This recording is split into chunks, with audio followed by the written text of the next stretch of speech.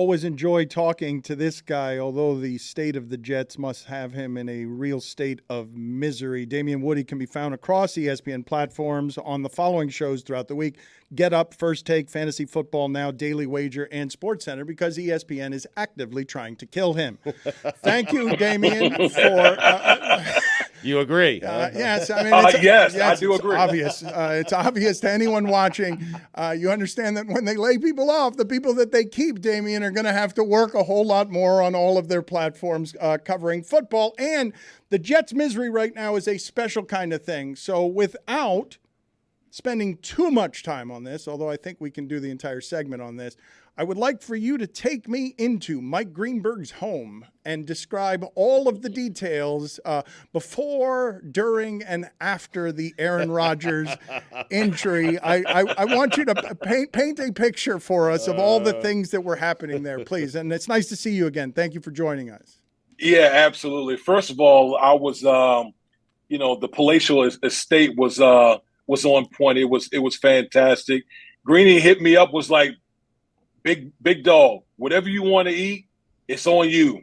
So I tried to spare him a little bit. I spared his pockets a little bit because I was going to go crazy with the spread and everything. So I just got like some nachos, some stuff that you just eat, watching football. No wings, because he didn't want anything related to Buffalo, on the menu, pizza, stuff like that, beer, all that type of stuff.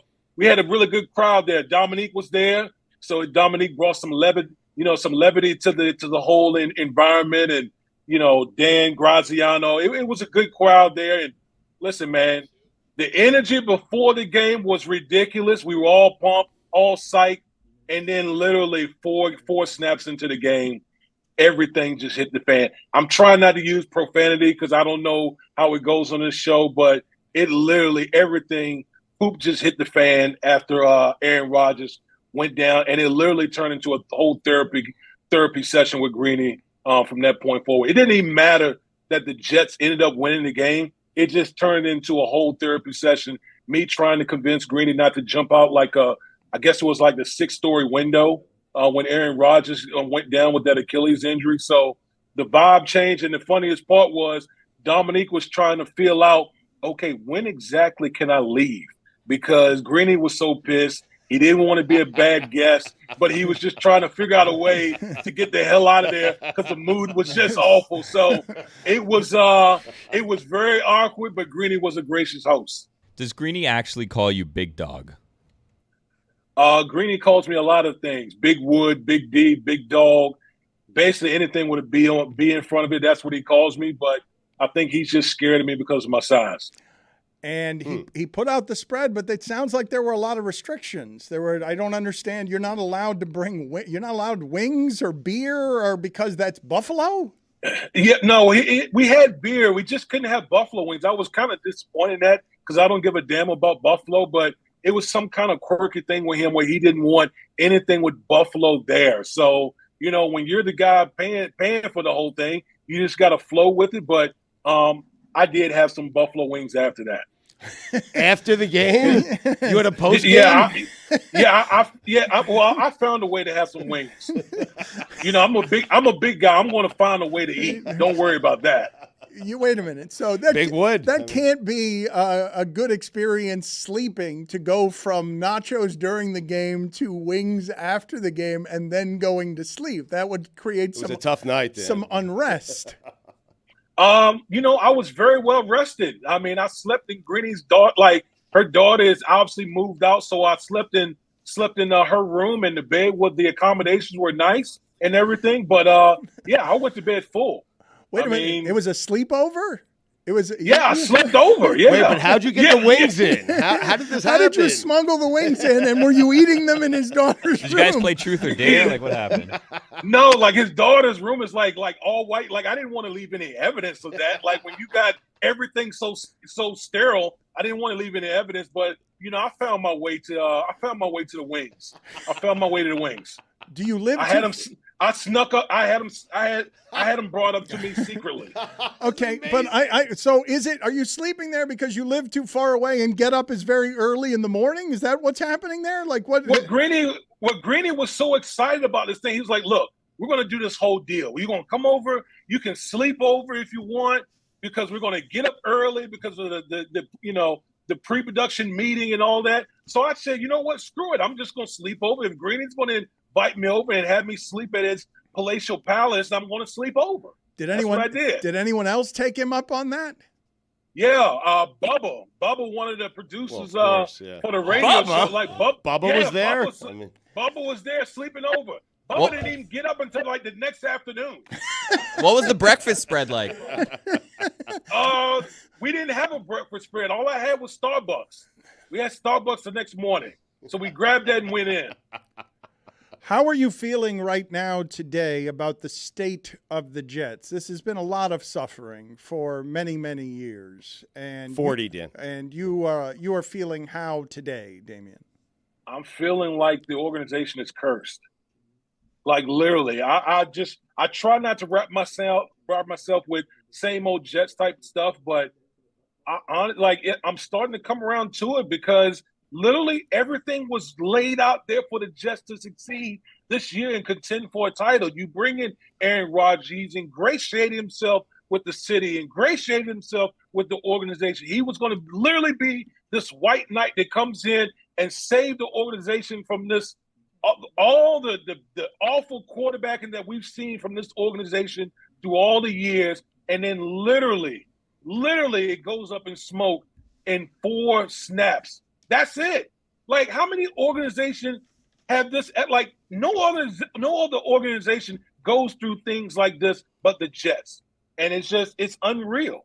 It's unreal. Are you done with Zach Wilson? Been done. That dude is not a starting quarterback. Like, come on, Stu. Everyone watching this knows this dude is not a starting quarterback. I know Saleh and everyone else has got to put up the face because they don't have any other option right now on the roster. They don't have anyone. So you're going to say that. But clearly this dude is not a starting quarterback out there. And I just feel sorry for all these guys. I feel sorry for Garrett Wilson, all these guys, because I can only imagine like the way Garrett Wilson feels right now. Going into the season, he's thinking, I'm going to pop off. I'm going to be like the offensive player of the year. I'm going to put up great numbers. And then all of a sudden, your guy's gone. And now you're stuck with the same guy that you was mad as hell with last year in Zach Wilson. Who's better, Bills or Dolphins? Dolphins. I think, Dolphins.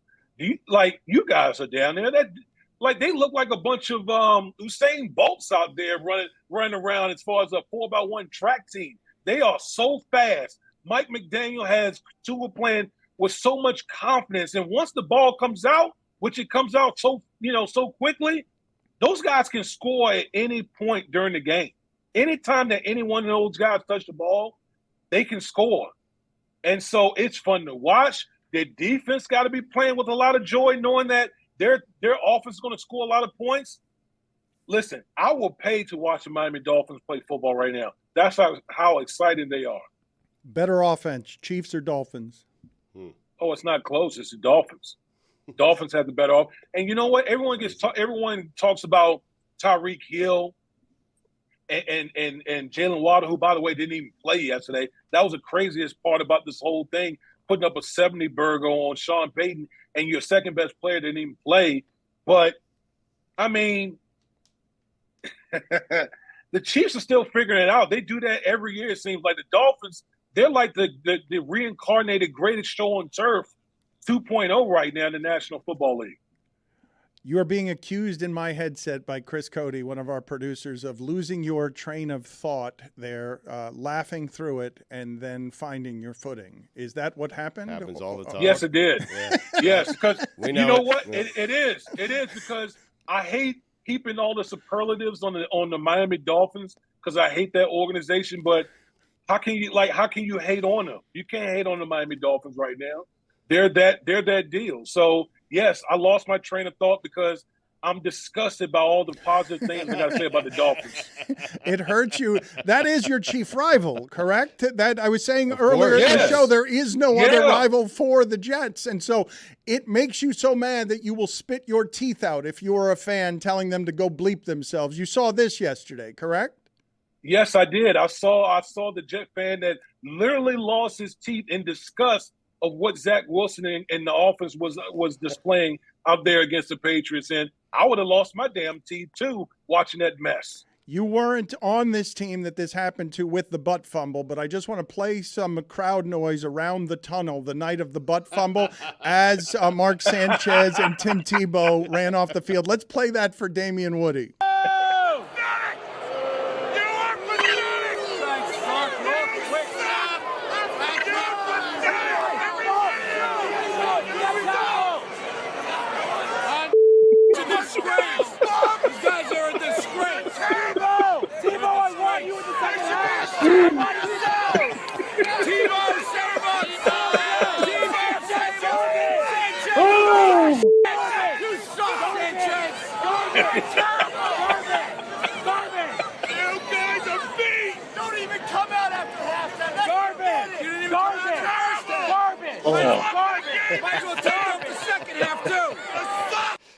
It's the best quarterback we've ever had.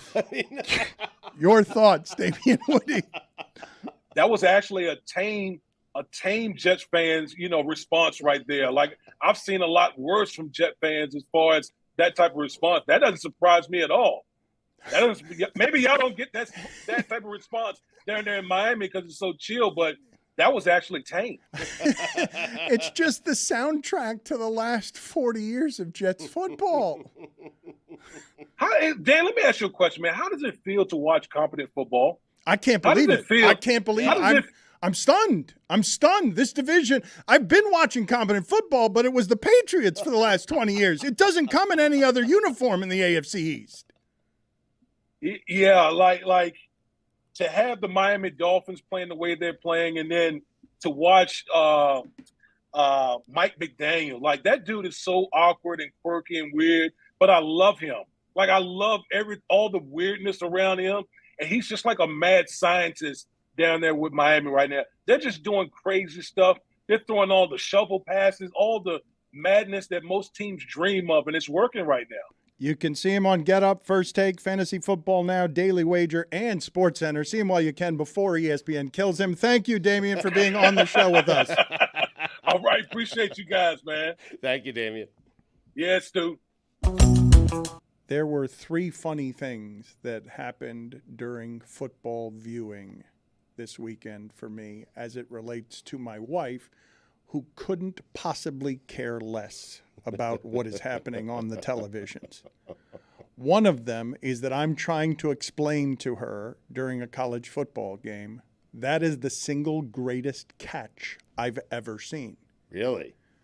I will show it to you in a second in the event that you have not seen it, because you'd know what I was talking about. It is not an absurd thing. It is not a prisoner of the moment thing to say that I witnessed the best catch, better than the Odell Beckham catch in a Monday night game, that I have ever seen. We'll show you that in a second. But trying to answer her question of why it is that the RedZone music has to be so theatrically operatic, like so giant in scale. They're in the red zone. To somebody who doesn't understand, though, yes, but it's not even they're in the red zone. It's just the channel before it starts is a symphony of the most giant music you have ever heard. It is the correct music to have before 7 hours of commercial-free football. But she was confused by both that, and she legitimately came into the room and was startled by the amount of stimuli in what I had to explain to her. Yeah, that's a quad box. She came in and she was like, my God, because there was on one channel, there was a touchdown. On another channel, Mostert was doing Stugotz's surfboard celebration. And on another screen was just Bill Belichick looking totally wet and disheveled with, again, no ability to shave himself. Cuts over his lip where he tried to get the mustache. But the other thing that I could not explain to her, Stugotz. The Octobox? Well, no, the Octobox she didn't walk in on. She would be really confused by that. She actually... Wait until she gets a hold of that one. She exclaimed at the quad box. She said the phrase, oh my God, in a bedroom the way that she's never said it. Baby. Shocked by it. But the part I couldn't explain to her, because she's always making fun of the announcers. This one, Stugotz, from the lead team at CBS. Somebody said, I think it was Nance, that throw had some mustard on it. And Romo's elaboration was, and some ketchup too. And that makes no sense to somebody who doesn't watch football and doesn't know what does that mean? Like she tried, I couldn't explain it to her. What does it mean to have mustard on a football? I could tell her that means he threw it hard, but why does it have mustard on it? Stumped. It's just a perfectly prepared pass. Yes. A little extra spice. Some mustard. It's Goodens. I don't know. Is that the best mustard? It's not French's. I mean, Is that the best mustard? What's the best mustard? I just told you. But is it? I'm For asking. me, spicy brown. I mean, I love it. I'm asking the audience, what's the best mustard? I'm asking the shipping container, what is the best of the mustards? I'm also asking everybody, why is that a phrase? What does it mean? I could not explain to my wife that putting some mustard on it is a stupid thing to say, and putting some ketchup on it is a dumb elaboration. Let's go to the greatest catch I've ever seen, because I don't think this is an exaggeration of any kind to say in the Florida football game, University of Florida, Stugotz, against, was it Charlotte? They were playing Charlotte. They were. We only have a still shot, Stugotz, and I'm going to try and explain this to the audience. The video right now, or the still shot, is on YouTube, and you can look at it right now, Stugotz, where a wide receiver, Pearsall, about 15 yards from the quarterback, is running straight down the field, and then with his right arm, and only his right arm, at the maximum of his extension, he grabs the ball with one gloved hand, and that gets drilled immediately, because the ball was dropped in among 4 defenders, gets drilled immediately and hangs on to the ball, even though he got sandwiched between 2 defenders. Can I credibly, Mike, I sent this to a handful of people over the weekend. They all had the same reaction that I did. And these are football fans who have seen football. They're like, holy, that's the best catch I've ever seen. And I'm like, that is the proper reaction to that catch. And receivers are doing that stuff more and more often. All of these guys, Travis Hunter during warmups, all of these guys can catch the ball with one hand. But catching it at your maximum extension with one hand when, and this is the other part of it that is difficult, Stugotz. That's not the hand that you would catch a pass that's over your head with one hand overhanded. I remember years ago, Mark Bavaro, a tight end, caught a ball that was very close to the ground with one hand by snatching it inches off the ground with one hand. But when it is thrown over your head, you wait for it to drop into a hand, as opposed to snatching it right out of the sky as if you have, spider webs on your hand. Right. You don't normally meet that at the peak of your jump and catch it with one hand. Yes, it falls into the other hand. You're right. That's great analysis by you. You've really dissected this pass. Well, because it's the greatest one I've ever seen, and I can't believe that I'm saying that about a catch I saw in the first quarter of a 7-0 game against Charlotte. It was a 15-yard pass. Like, what I'm saying makes no sense. Yeah, the Gators? No. Just watching that game? Well, there was so much great football on. Came in as a highlight. No, okay. I wasn't watching that game. It came in as a highlight in one of the other games. Big Charlotte 49ers fan? I had Washington State or Oregon State. They're good. Yeah. Pac-12, best conference in America? Yeah. How much college football would you like to break down today beyond laughing at Deion Sanders? I said after Ryan Day did his thing looking for Lou Holtz that this might actually be the college football Saturday that we get to in the first couple of segments on a Monday that's not drowned out by the NFL. And the Dolphins scored 70 points. So there goes that. But I'm glad that we gave this player Pearsall. Is that his name? I'm glad we gave him his flowers because because when you take into account the hit, he got sandwiched, as you mentioned, between 2 DBs, and his hands aren't that big. He's tiny. He's not a big guy. That might be better than the OBJ catch. It's the gloves. I mean, you don't want to say it, but those gloves, I mean, you could hang from a building on those gloves. Billy, I want you to try to catch the ball overhanded, not underhanded like Dan was talking about, because the Odell Beckham thing, he kind of sandwiched it like a basket on his hand. This is going up to the apex and then grabbing it from the top like a claw machine. But Billy's saying do it without the gloves. I want him to do it. gag. I want him to do it with the Little gloves. stick 'em, Billy? Huh? Yeah. Billy, is Stugotz, God Bless Football, had Raheem Mostert on. He of the 4 touchdowns this weekend, one of the Dolphin running backs who had 4 touchdowns. Honestly, the poor performer of the 2 running backs, if we're looking at the stats, which is crazy to say. Who's the other? A-Chain. We already did Where'd he this. come from, though? We already, Well, he was Texas A&M, drafted, we yeah, already third did round. this. Stugotz, He's good. I mean, he's Chris Johnson fast. Like, he's one of the fastest players in the league.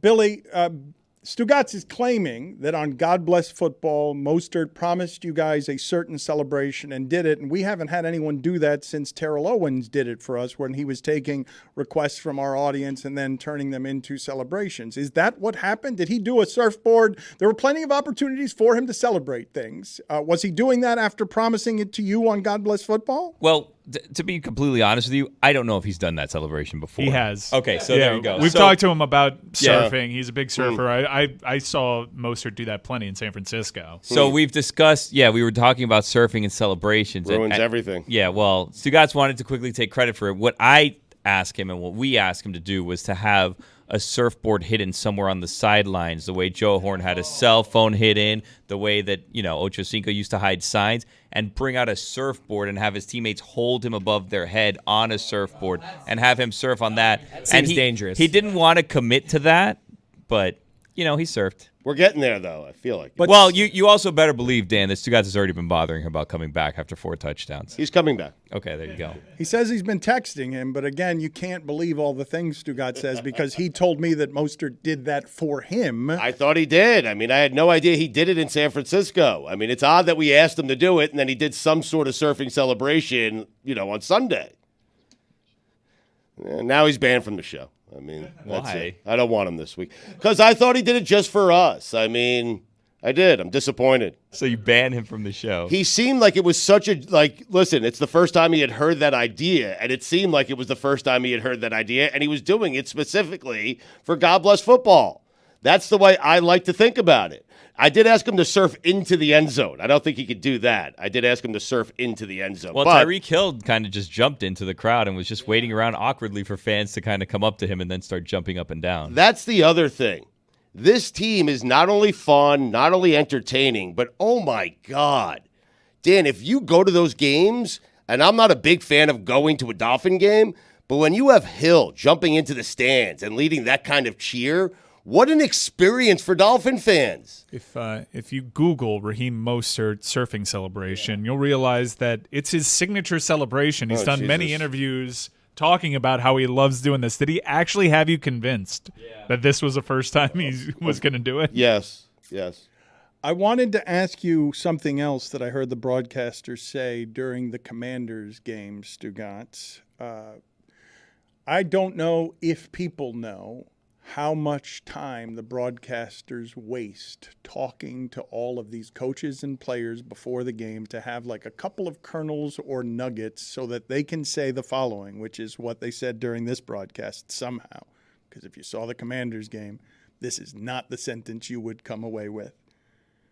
We met with Bieniemy on Friday and came away very impressed. And what I'm asking you is just one time in the history of broadcasting have you ever heard? We met with somebody on Friday and came away very unimpressed. Just one Guy has no business coaching. just one time. That guy's terrible, man. We met with him on Friday and he's a moron. Like just wildly unimpressive. Anybody. You can't, right? Because you're league partners, and you're basically only giving me that information to tell me that you talked to him. Yeah. It's the only It's important, yeah. It's the only reason to tell me, hey, basically what you're saying is, bosses, I was working Friday. You sent me with an expense account out here to watch 4 interceptions. It also buys you credibility with the audience But does it? that you spoke to the coach. It would buy more for me if you said you were unimpressed. I'm like, that person's really credible. They actually tell the truth. We spoke to Bieniemy, and we walked away and realized why he's never been hired as a head coach. Is that what you're looking for?